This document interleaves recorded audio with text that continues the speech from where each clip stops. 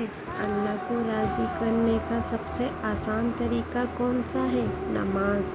नमाज तुम्हारे और अल्लाह के दरमियान मौजूद हर फासला ख़त्म कर देती है और अल्लाह को अपने बंदे की सबसे प्यारी बात यही लगती है जब उसका बंदा उसके पसंदीदा अंदाज से उसे मनाता है। जब तुम अल्लाह की मोहब्बत का हक़ अदा करने के बाद अपनी मोहब्बत की आरज़ू करते हो ना, तो अल्लाह उस आरज़ू पर एकदम कुन फरमा देता है और फिर अल्लाह कहता है कि तूने मुझे मेरी पसंद से राज़ी किया है, मैं भी तुझे तेरी पसंद से राज़ी करूँगा।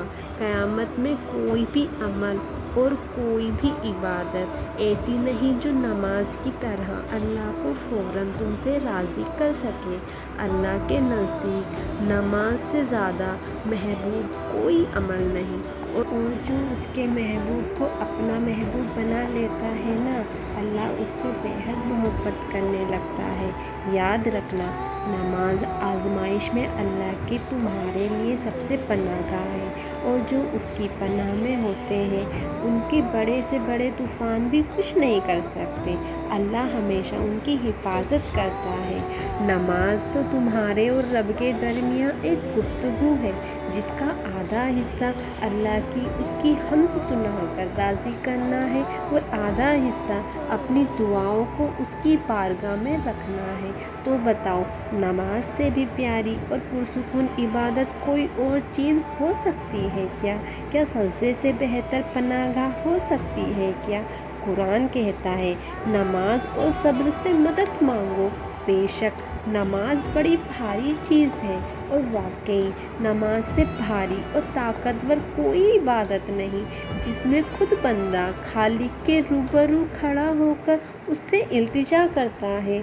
नमाज अल्लाह के लिए नहीं, तुम्हें अपने लिए पढ़नी है, क्योंकि तुम्हें रब की ज़रूरत है, रब को तुम्हारी नहीं।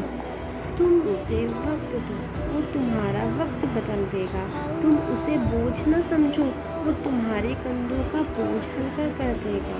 फिर नमाज नहीं छोड़नी, क्योंकि पहला सवाल रोज़े हशर इसी का होगा, और अगर पहले सवाल पर ही फेल हो गए तो फिर कहाँ जाओगे? तोहफ़ा और मोहब्बत समझकर पढ़ोगे तो खुदा की कसम नमाज तुम्हें कभी मुश्किल नहीं लगेगी। एक दफ़ा पढ़ोगे तो दूसरी दफ़ा पढ़े बगैर नहीं रह पाओगे।